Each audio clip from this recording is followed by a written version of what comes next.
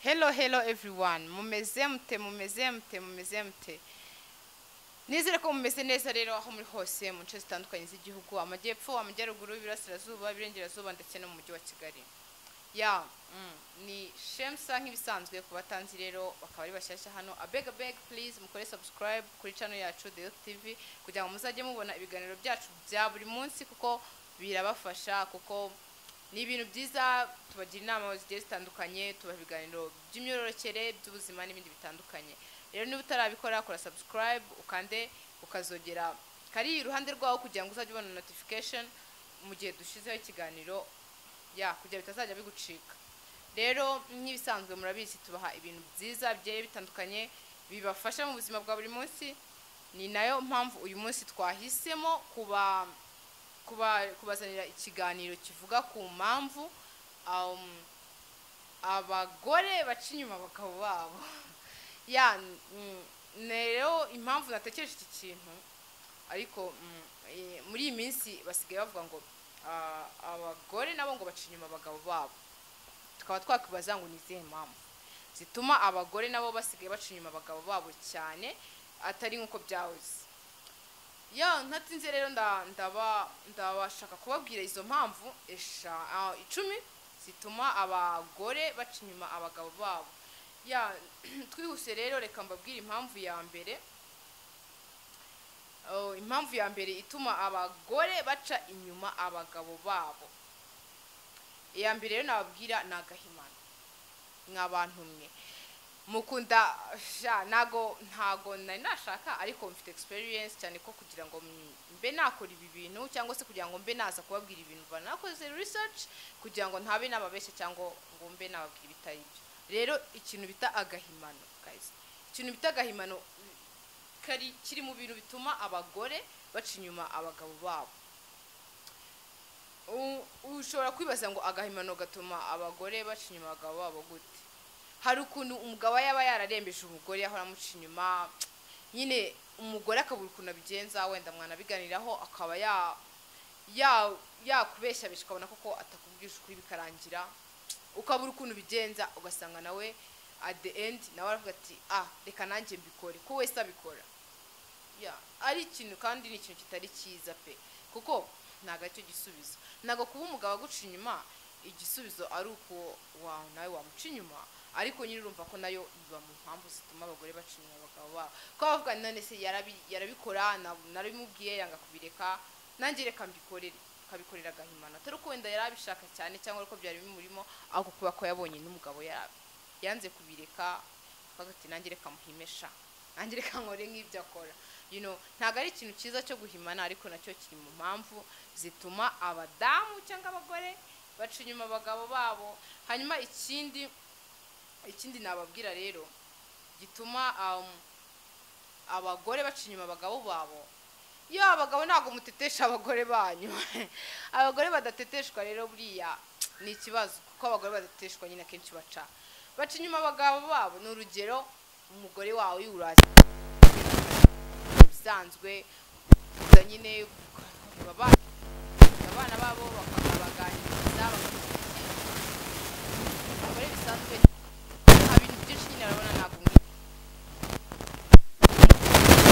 Ntabwo nahura n'abadamu bagenzi be cyangwa ajya ahandi hantu agahura n'umuntu nyine akamutetesha, azabona ko hari ibyo utamuha, azabona ko utamutetesha nyine bihagije.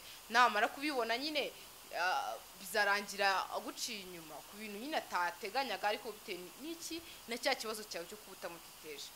Please, niba ufite umugore mwiteho nyine, abone koko kumuhaye agaciro, umuteteshe, umwiteho, umuzane utugifti. Murabyumva, abo biriya barandusha kubyumva. Murumva, gerageza niba ufite umugore wawe kugira ngo atazaguca inyuma, mwereke ko afite agaciro, ibintu byiza, musohokane ku buryo nyine abona ko nawe yitaweho. Icyo nyine ikintu cyo kudateteshwa nacyo bituma abagore bahitamo guca inyuma abagabo babo. Ikindi rero nacyo kibabaje, kumva nyine basuzuma. Hari ukuntu umugabo aba yarashatse umugore ariko kumva ko nyine wenda byabagaho cyane kera, ariko n'ubu ngubu hari abantu bagifite imyumvire imeze gutyo. akumva ko umugore nyine ni wo mu rugo tu, akumva umusuzuguye, akumva ari nago hagati yabo, ahubwo umugore agomba kuba yego mwidisi, icyo umugabo cyose avuze yego mwidisi, akumva ko nyine niwe decision maker w'urugo, akumva ko niwe ugomba kuba nyine cyavuze gikorwa. Naga ari byiza niba ufite umugore nyine mwarashakanye ni 50-50 mujya inama, niba muvuze n'urugero dufite nk'ikibanza ahantu, niba wumva umugabo wowe ukabyuka ndashaka iki kibanza nyigurisha n'urugero nkagura moto, ukumva ko utagomba kugisha inama umugore wawe, ukumva ko agomba kubifata uko biri. No, ibyo naga ari byo bituma umugore yumva asuzugura, kandi iyo umugore nyine umusuzugura nyine ashaka abatamusuzugura, usho no kukwendinga nyine atari bisho no kurangira atari uko guca inyuma gusa kanakureka kanigendera, kuko bisaba niba mwarashakanye, niba mubana, please mu mujyi inama mu bintu byose muri gukora. We mugabo niwumve ko decision maker w'urugo, niba wenda n'urugero uvuze ngo umugore akajya koga woya ndavuze ntabwo nshaka kujya umugore abakeneye cyane nyine nkunda u Rwanda nk'igihugu cyane, kuko icyo ntabwo kihaba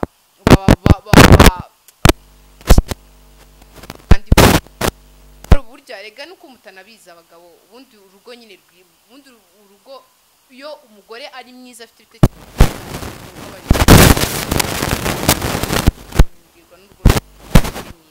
rero ukumva ko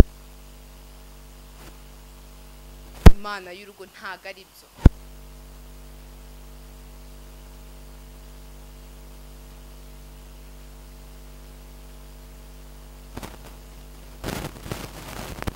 Abagore barubaha nyine niba yumva ibintu nyine no kuba bifite ishingiro, ni gute atazemera ibyo kumubwira, ako musabe opinions, mubaze nawe ukabyumva kugira ngo nyine yumve ko nawe afite agaciro, kugira ngo ejo arimo kugucinya. Ikindi rero hari ikindi kintu gikomeye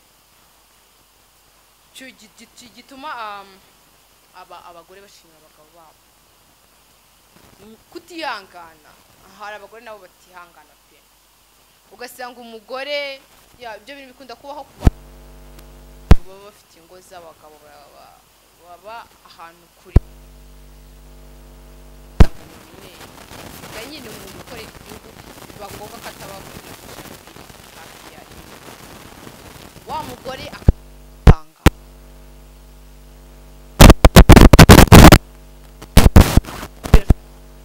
utangana ugaturiza nyine ugategereza umutware wawe, ni ibintu byoroshye kwihangana. Please wakwihangana wabishira gute ko kuba umugabo wawe atakuri hafi utihangana ukamuca inyuma, oya ni bibi, ni imico mibi, ni ukubireka kabisa mukajya mwihangana mugategereza abagabo babo banyu. Icyo nyine nacyo ni ikintu abagore baca inyuma, ukumva ko utakwihangana, ukumva ko nyine ari kure, ngomba kwirwanya azabimenya. Ari byiza kwihangana ugategereza umutware wawe, kuko nta kintu bitwaye kandi birashoboka. Hari ikindi kintu gituma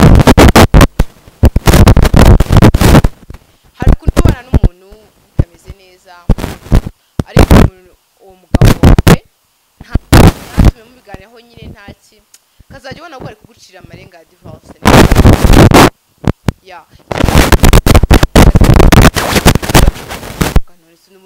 Ntago mufite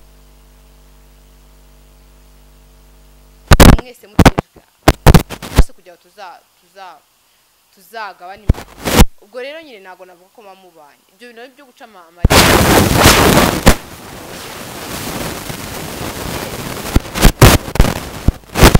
zeze na mbanza abantu basigaye bashakana kugira ngo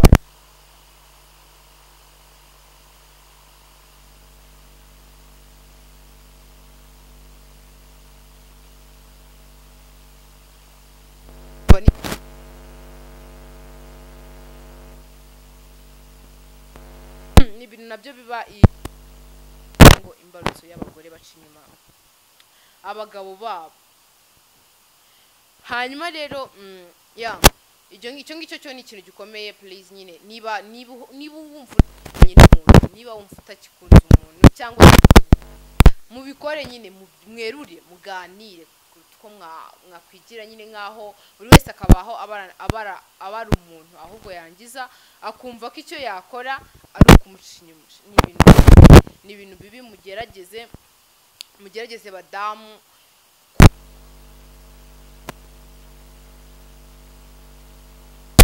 ntabwo ari igisubizo cy'ikintu na kimwe. Please niba utagenda neza mugenze neza. Ni impamvu rero nari ndi kubabwira zituma abadamu baca inyuma abagabo babo. Ndumva mwazumvishe rero, mukwiye kuzirinda. Abantu bashatse cyangwa bitegura gushaka, please mugerageze ibintu byo gucana inyuma, nta cyiza kibibamo.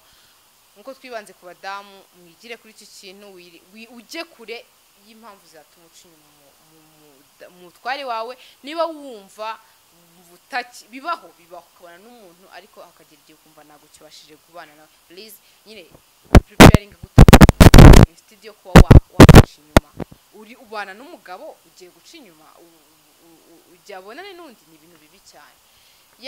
Rero yari CEO wanyu Shemsa.